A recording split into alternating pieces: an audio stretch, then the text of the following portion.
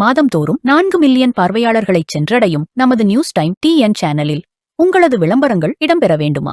உடனே தொடர்பு கொள்ளுங்கள். 7603836167. உங்களது பிசினஸை அடுத்த கட்டத்திற்கு கொண்டு செல்ல எங்களுடன் இணையுங்கள். வணக்கம். நியூஸ் டைம் டிஎன் நேயர்களுக்காக நான் தாமோதரன் பிரகாஷ், தெருக்கூத்து பகுதியில்.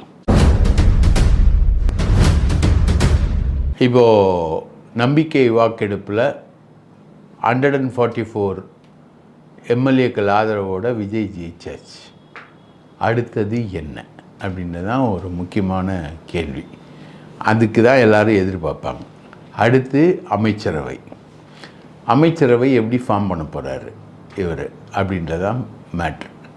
இப்போது ஏடிஎம்கே கிட்ட பேசி ஒவ்வொருத்தருக்கும் கோடிக்கணக்கான ரூபாய் கொடுத்து குதிரை வேகத்தில் ஆட்சி நடக்கும், குதிரை பேர ஆட்சி நடக்காது அப்படின்னு ஒரு டைலாக் விட்டார்ல விஜய். அதெல்லாம் இல்லை, குதிரை பேரம்தான் நடந்திருக்கு. எடப்பாடி கிட்டேருந்து எம்எல்ஏக்களை வலிக்கிறதுக்கு இவங்க ட்ரை பண்ணும்போது, கட்சியை உடைக்கிறதுக்கு ட்ரை பண்ணும்போது எடப்பாடி ஒரு பம்பர் ஆஃபர் கொடுக்குறாரு. எல்லா எம்எல்ஏக்களுக்கும் 5 கோடின்னு இவங்க ஃபிக்ஸ் பண்ணுறாங்க. எடப்பாடி 15 கோடி கொடுக்குறாரு. அப்புறம் இவங்க நாங்களும் 15 கோடி தரோம் அப்படின்னு சொல்லிட்டு இவங்க ஃபிக்ஸ் பண்ணுறாங்க. அது இல்லாமல் ஒவ்வொரு பெரிய மந்திரிகள் இருக்காங்க இல்லைங்களா ஏடிஎம்கே சைடில், அவங்க எல்லாருமே அவங்களும் காசு கொடுக்குற மாதிரி செட் பண்ணுறாங்க. இப்போ இதெல்லாம் எங்கே வருது அப்படின்னு பார்த்திங்கன்னா அமைச்சரவை ஃபார்மேஷனில் தான் வருது, ரைட்டுங்களா. இப்போது சென்னை சிட்டி கமிஷனராக அமல்ராஜ் வர போகிறாரு, அதுக்கான வேலைகள் நடந்திருக்கு. டிஜிபியாக மகேஷ்குமார் அகர்வால் வர்றதுக்கான வேலைகள் நடந்துக்கிட்டு இருக்கு. சீஃப் செக்ரட்டரிக்கு 3 மாதம் டைம் இருக்குது இன்னும் ரிட்டையர்மெண்ட்டுக்கு. அவர் ரிட்டையர்மெண்ட் வரைக்கும் சாய்குமார் தான் தொடர்றாரு.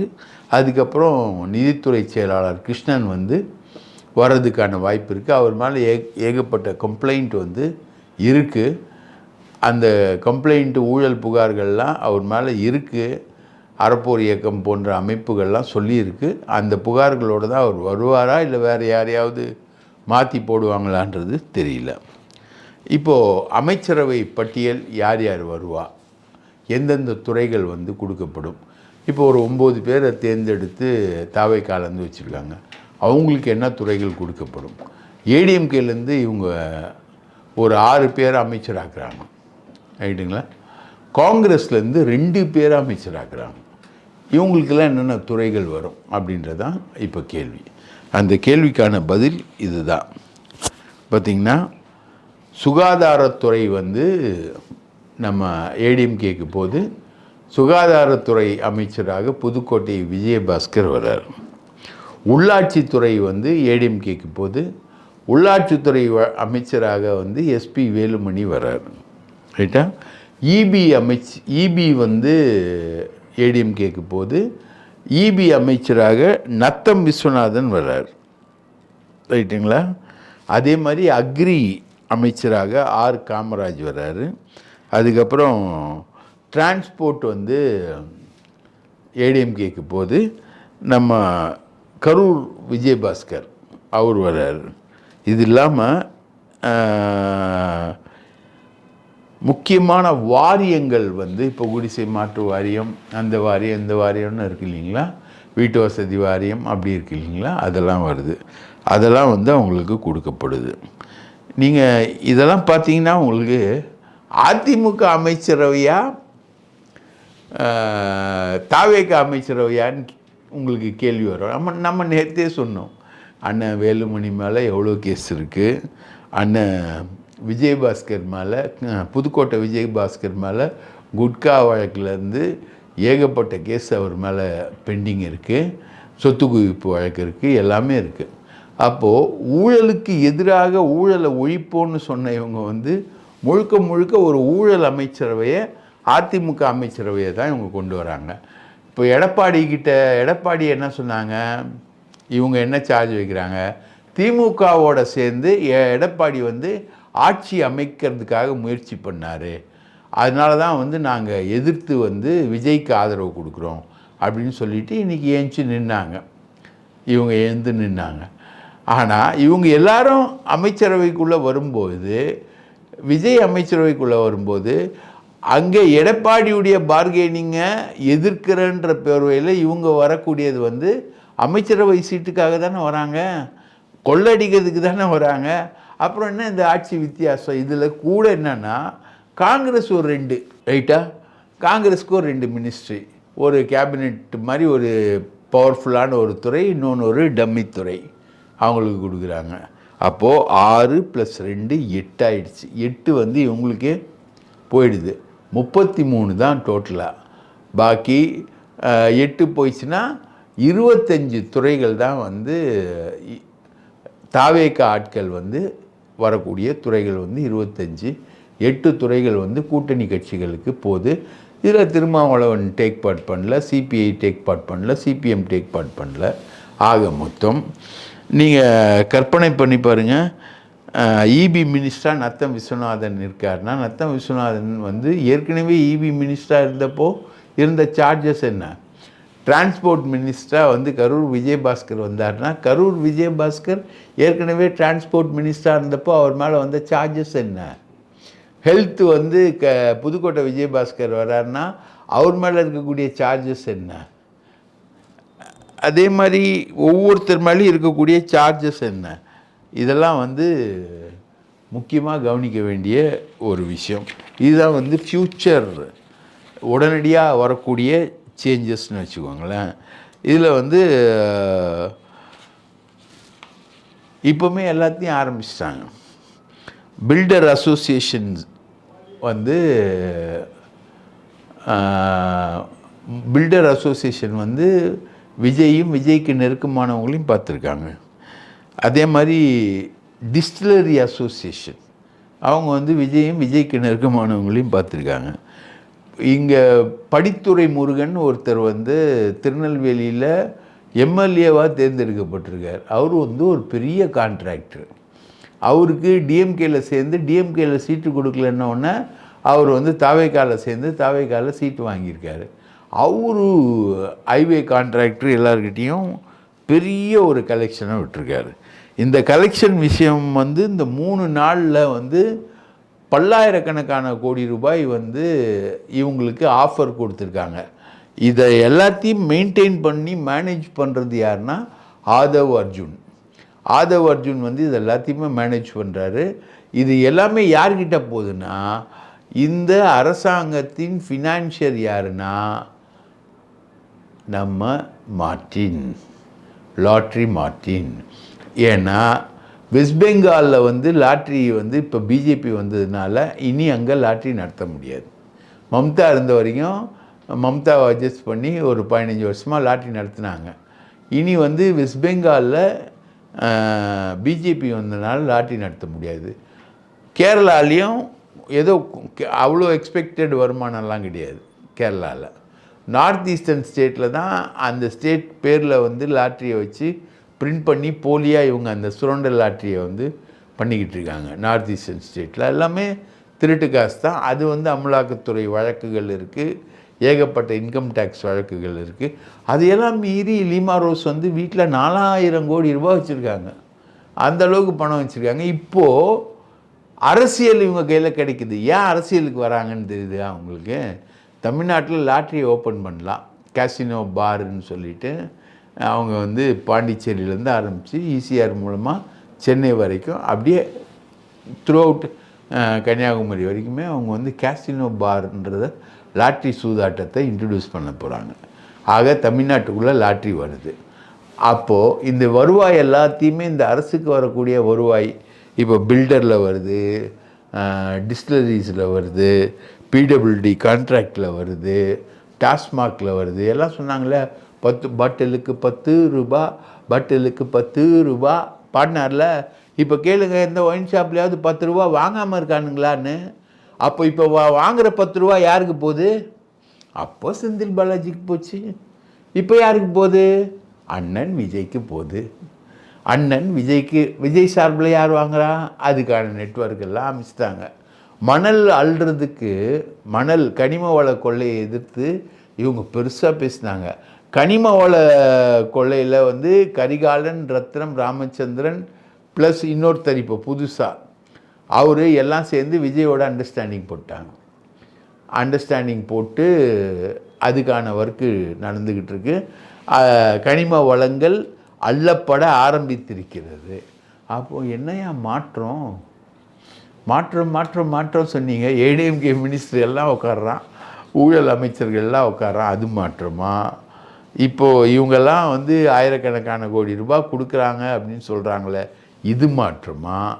எது மாற்றம் அப்படின்றதான் பெரிய விஷயமா இப்போ வந்து போயிட்டுருக்கு.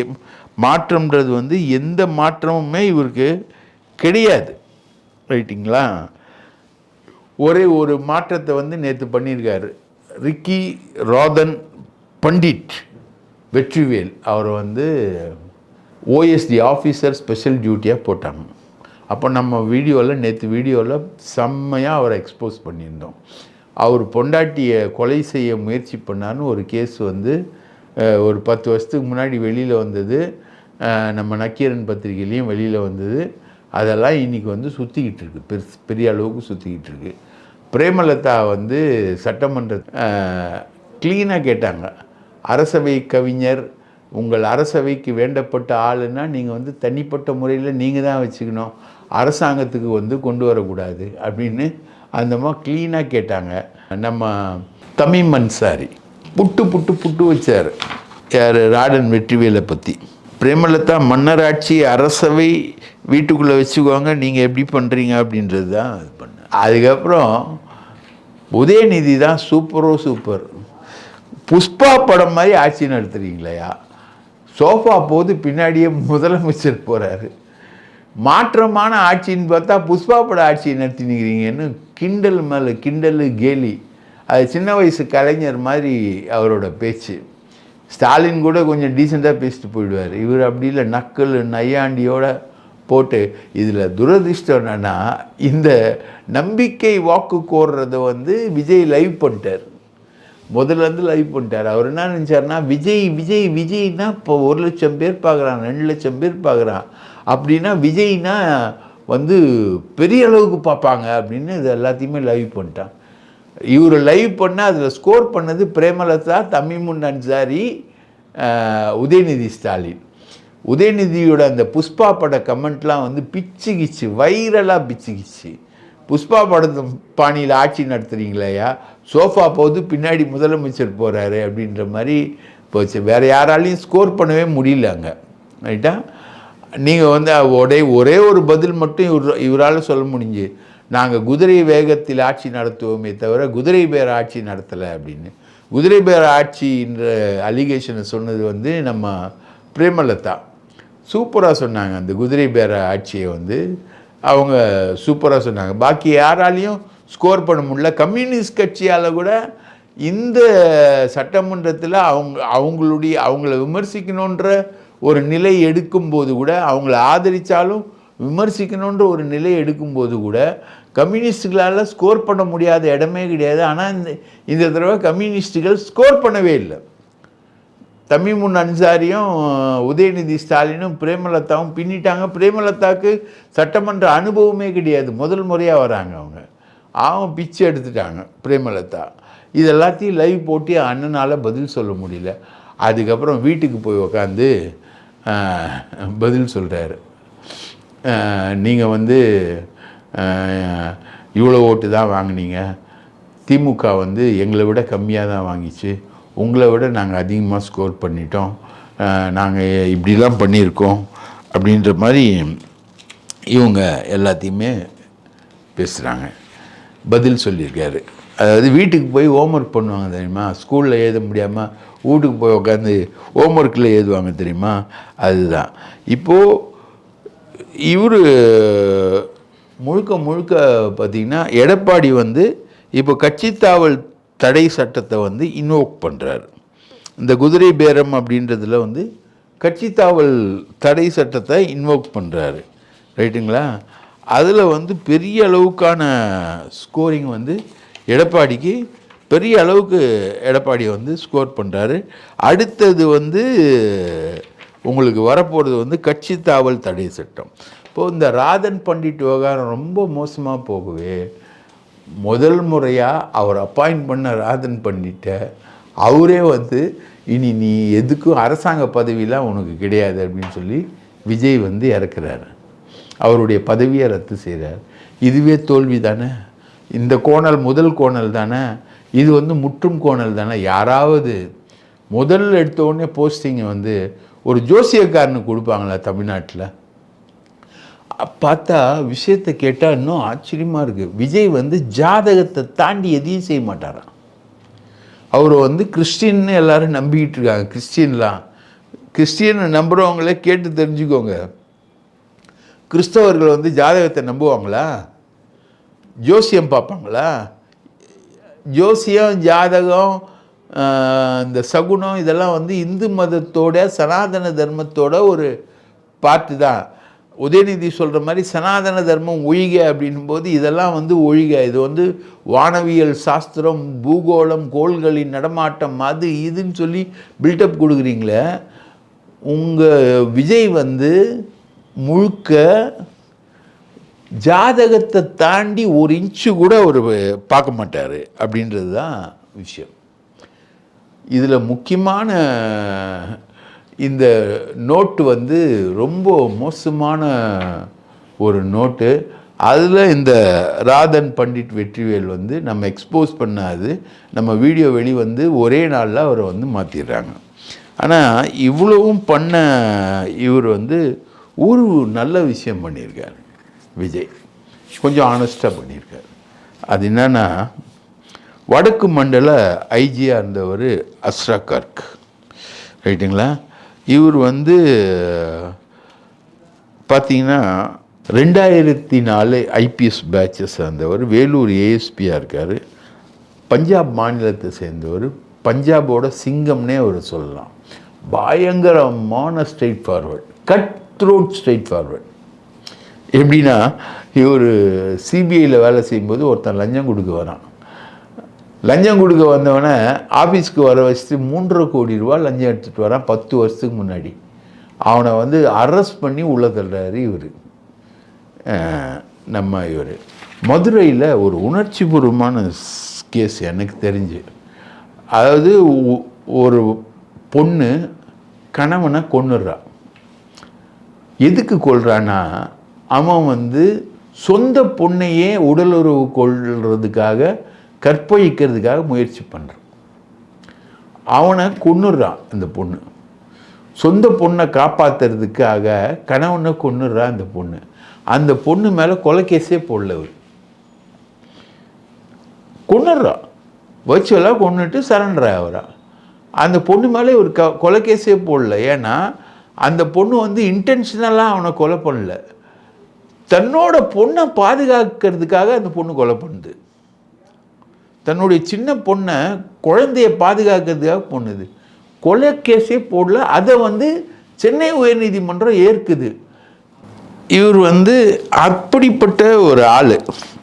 இவர் டெல்லி சிபிஐலேயே அந்த மாதிரி இருந்தவர். அவர் மதுரையில் இவர் எஸ்பியாக இருக்கும்போது சினிமா ஃபைனான்சியர் அன்புவை வந்து பயங்கர அட்ராசிட்டி, மதுரையில் அன்பு மாதிரி ஆளே கிடையாதுன்னு தூக்கிட்டார் அவர். அப்போது உளவுத்துறை டிஐஜியாக நம்ம பொன்மாணிக்கவேல் இருக்கார். அவர் வந்து அவனை அன்பு சினிமா ஃபைனான்சியரை அரெஸ்ட் பண்ணக்கூடாது அப்படின்னா, அரெஸ்ட் பண்ணக்கூடாதுன்னொன்னே இவர் அதெல்லாம் கண்டுக்கல, அரெஸ்ட் பண்ணுறாரு. அரெஸ்ட் பண்ணோம்னா இவரோட லைனில் வந்து ஓபிஎஸ், வைத்திலிங்கம், நத்தம், இவங்கெல்லாம் லைனில் வராங்க. ஃபோனும் சுவிட்ச் ஆஃப் ஆகிடுது. அதுக்கப்புறம் இவர் அரெஸ்ட் பண்ணி ஜெயிலில் போட்டுடுறாருன்னு வச்சுக்கோங்களேன். போட்டு கூண்டாசும் போட்டுடுறாரு. போட்ட உடனே லைனில் வர்றது யாருன்னா சின்னம்மா சசிகலா. நீங்கள் வந்து நீ எப்படி பண்ணுவ, நீ அன்பு எப்படி அரெஸ்ட் பண்ணுவ, அவங்க ஜாதி எல்லாம் லைனாக வந்துடுவாங்க. ஜாதின்னா நீ எப்படி அரெஸ்ட் பண்ணுவ அப்படின்னு அஸ்ரா கார்கே கேட்குறாங்க. நான் அரெஸ்ட் பண்ணுவேன், அவ்வளோதான், குண்டாஸ் போட்டாச்சு விடு அப்படின்னா அவரை ட்ரான்ஸ்ஃபர் பண்ணுறான். அதே மாதிரி தர்மபுரி எஸ்பியாக இருக்கும்போது இளவரசன் திவ்யா அந்த மேட்டரில் குடிசையெல்லாம் கொளுத்துறானுங்க. யார்? இந்த பாமக டீம் வன்னியர்கள் கொளுத்தும் போது 150 பேர் அரெஸ்ட் பண்ணி ரிமாண்ட் பண்ணுறார். அப்போது ராமானுஜம் வந்து டிஜிபி. இவர் வந்து சொல்கிறார், ராமானுஜம் இந்த 150 பேரை வந்து நீ அரெஸ்ட் பண்ணி ரிமாண்ட் பண்ணுற, உன்னை வந்து நாங்கள் ட்ரான்ஸ்ஃபர் பண்ண போகிறோன்றத சொல்கிறாங்க.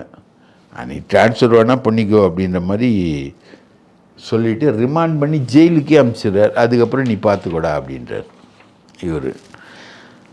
அதே மாதிரி ஆம்ஸ்ட்ராங் கேஸில் இங்கே இப்போது ஆம்ஸ்ட்ராங் கேஸில் முழு அக்யூஸ்டையும் பிடிச்சிட்டார். அதாவது ஆம்ஸ்ட்ராங் கேஸ் வந்து ஒரு 7 மணி வாக்கில் நடக்குது. 8:15 9 மணிக்கெலாம் முழு அக்யூஸ்டையும் பிடிச்சிட்டார்.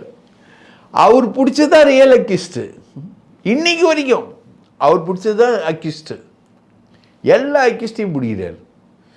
எல்லாரும் வந்து புளியந்தோப்பில் ஒரு இடத்துல ஒளிஞ்சிருக்கானுங்க. அங்கேருந்து தூக்கிட்டு வந்து அண்ணாநகர் டிசியை வச்சு தூக்கி எடுத்துகிட்டு வந்து அண்ணாநகர் டிசிக்கிட்ட சரண்டர் பண்ண வச்சு அரெஸ்ட் காட்டுறாரு.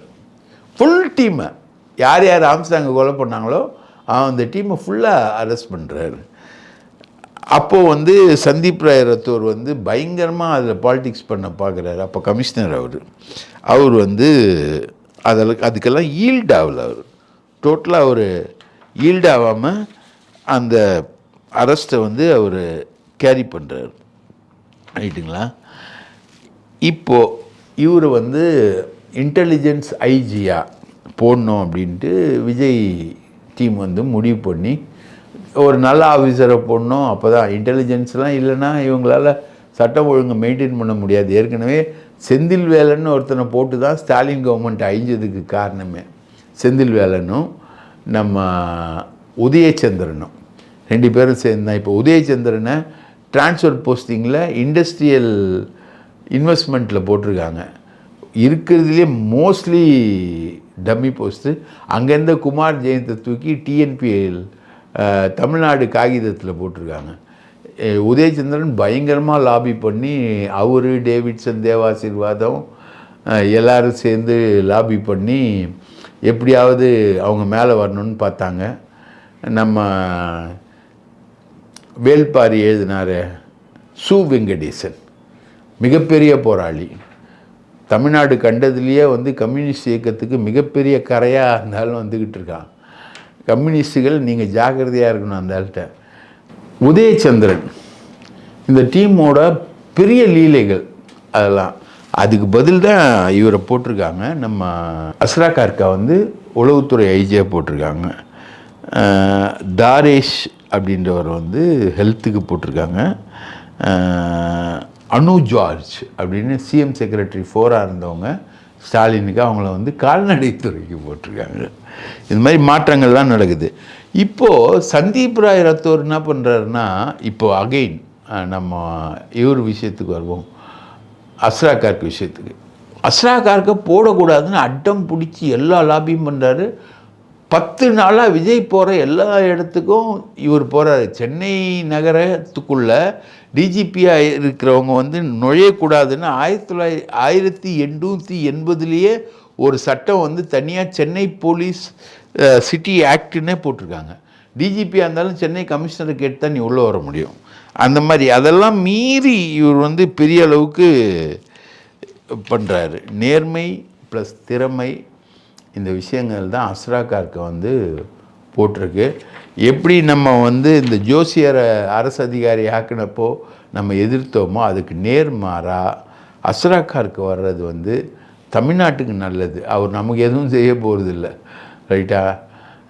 நம்ம அவர்கிட்ட எதையும் கேட்க போகிறதில்ல. ஆனால் அஸ்ரா கார்க்குன்றவர் வந்து உண்மையான விஷயங்களை வந்து விஜய்க்கு சொல்வார் அப்படின்ற மாதிரி எதிர்பார்க்கப்படுது. அந்த மாற்றங்கள் வந்து வந்திருக்கு அப்படின்றத சொல்லி, எல்லாமே நல்லபடியாகவும் நடக்கலை, நேர்மையாகவும் நடக்கலை, ஊழல் மிகுந்ததாகவும் நடக்குது, மோசமான விஷயங்களும் நடக்குது, நல்ல விஷயங்களும் நடக்குது. இதை நல்லதா கெட்டதா இந்த ஆட்சி அப்படின்றத காலம்தான் தீர்மானிக்கும். நன்றி, வணக்கம்.